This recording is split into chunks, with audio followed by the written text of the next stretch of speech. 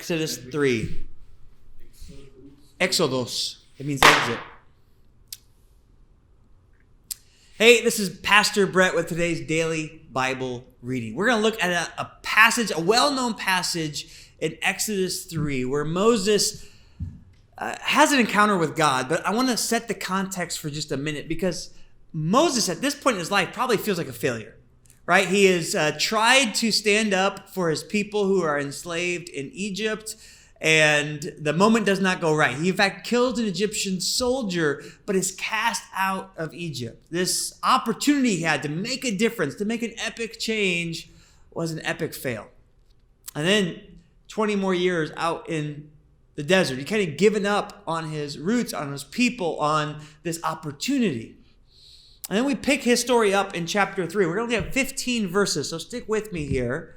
But I think there's going to be a lot for us as we think about how we are encountering God, maybe even in the midst of some hard times, right? Some depression, some just feelings of failure or inadequacy or flaws in our life. Let's look at verse 1 through 15. Now, Moses was tending the flock of Jethro, his father-in-law, the priest of Midian. And he led the flock to the far side of the wilderness and came to Horeb, the mountain of God. There, the angel of the Lord appeared to him in flames of fire from within a bush. Moses saw that the bush was on fire, yet it did not burn up. So Moses thought, I will go over and see this strange sight. Why the bush does not burn up? When the Lord saw he had gone over to look, God called out to him from within the bush, Moses, Moses. And Moses said, Here I am. Do not come any closer, God said. Take off your sandals, for the place where you are standing is holy ground. Then he said, I am the God of your father, the God of Abraham, the God of Isaac, the God of Jacob. At this, Moses hid his face because he was afraid to look at God.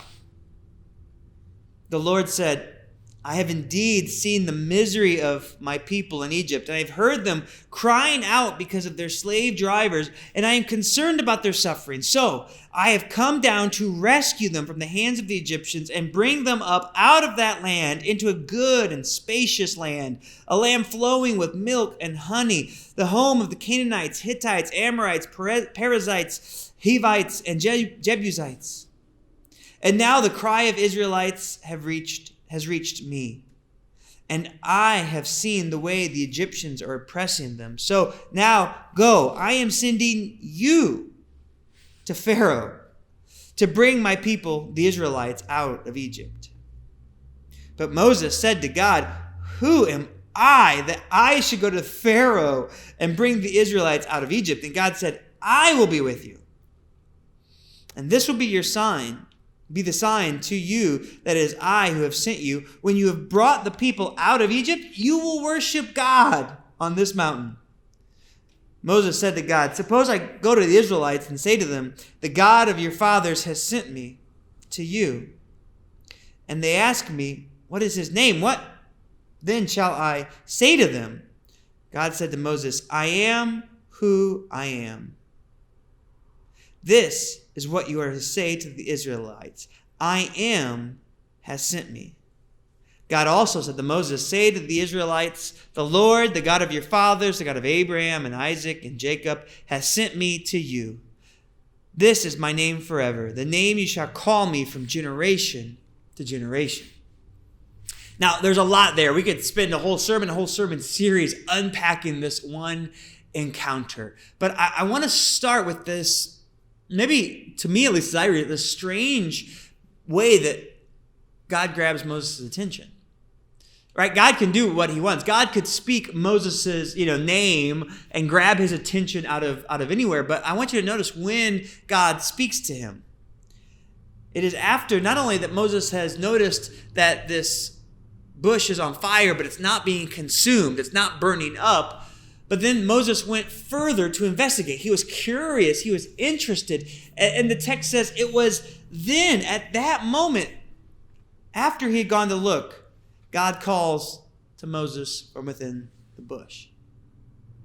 Now, one of the, I think, details that's embedded here in the text that's important for us to realize is that for Moses to have noticed not only that this bush was on fire, but actually to notice that it was not being burnt up, to notice this unique characteristic of a bush that is on fire but not being consumed by that fire, that there's a flame within the bush that is not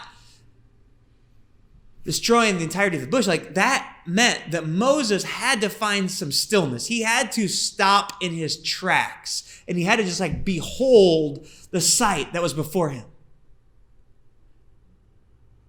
In the busyness of what might have been going on in his own mind, right? If you ever go out into nature or you go out and you have a task and a job, your mind is filled with your own thoughts. There's the busyness of keeping after all these sheep. But even in that, Moses slows down and he observes. And I think it's at that moment that God knew he was ready to listen. And that's the next thing we see here in Moses' encounter. God calls out to him and says, Moses, come on. Moses, I've got a purpose for you. I've got a plan for you. Moses, I see in you something that you can't understand about yourself quite yet. Because Moses has slowed down, because he had stilled his mind and his heart, he was able to listen to God. And here's what I think is so important for us.